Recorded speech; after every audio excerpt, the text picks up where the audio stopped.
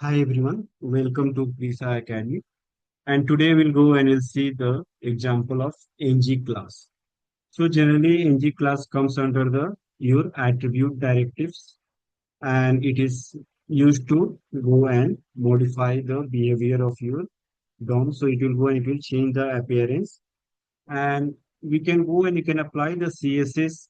But when there is a requirement to apply the CSS based on condition, then ng we can go and you can use the ng class concept.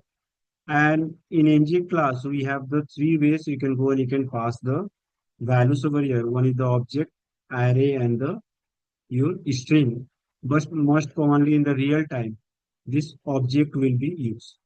And if you see the syntax of the object over here, button, and this is the property binding square bracket. Under that we have used the ng class, and then double quote, and then in the first single quote your class name will be given, and then you are writing the expression. And if you have more than one class you need to apply, then you can separate with the comma, and again you can go and you can write your class and then the expression. And this expression will go and evaluate to your boolean value, either the true or false. If it is true, then the class will be get applied to this button. Now let's go and see this with the example. So I have created one text box and one button over here. So let me go and show the UI first. So this is the UI I have created. So one search label is there, then one text box is there, and then we have a button called submit. Now if you see the color of the button, it is the red color, it is display. Now in this scenario, we are going to see if I go and type something in this text box, this button color will be get changed automatically. And we are achieving this with the help of our ng class.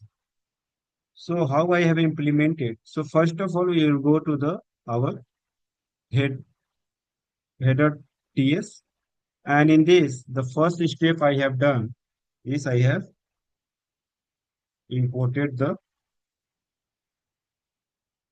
this common one. So from the this library you have to go and you have to import the common module over here at the rate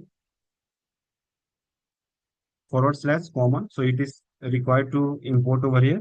Then you need to go and put inside this imports array if you see over here. So inside this you have to go and you have to put this. So this will be the your second step. Step second. And then I have declared two properties over here. One is the search text and it is type of string, and I have keep it as a blank. And then I have given the button text. So I have declared over here button text and type string, and the I have given over here the submit over here. So this will be your step 3. And last video I have showed you how you can go and you can include the bootstrap.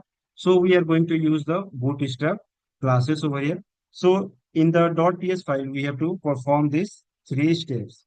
Now we'll go to the our .cs, and over here if you see I have declared two classes.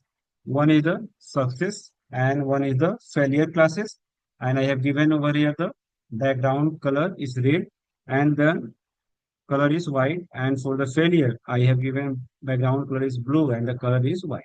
You can go and you can give the class name based on your requirement or based on your story, whatever the story has been assigned or the task has been assigned to you.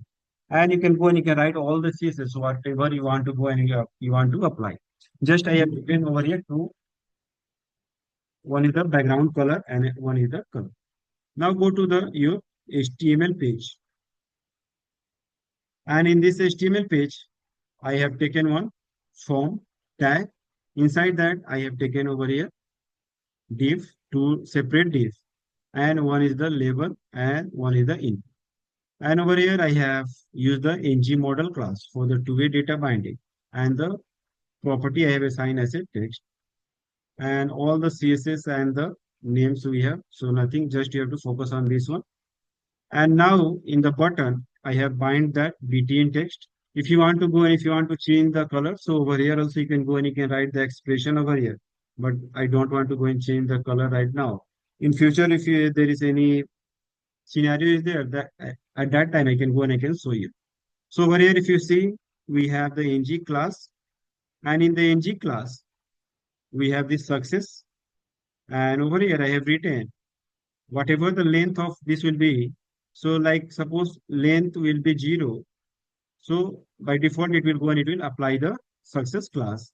Once the length of the text box will change, then it will go and it will apply the failure class. You can go and you can keep the name of the classes based on your choice. Just I use the various success and the failure. Now let's go and see the output of this. And my application is running over here. Now if I go and type something in this, so now you can see the button text has been changed. If I go and if I remove this, then the button text is getting changeable. So based on the condition, we are applying the CSS, and that we can go and we can achieve with this ng class. Now once we'll go and see the control flow, like at the for reach, where we are going to loop the list of data. At that time, I will show you the advanced example, like we can go and we can some particular record based on some condition you want to go and you want to highlight. So how we can go and you can achieve with this with the help of the ng class. Today I have not shown that example because we have yet not covered the control flow statement. Once we'll go and complete that, that time I will go and I will show this one about one of the example over here. And mostly this ng class is used in the real time as compared to the ng style. So in our next video, we'll go and we'll see the example of our ng style, and then we'll see the difference between ng class and the ng style over there. Okay. So thank you for joining. If you like this video, just subscribe, like, and click on the notification button. Thank you.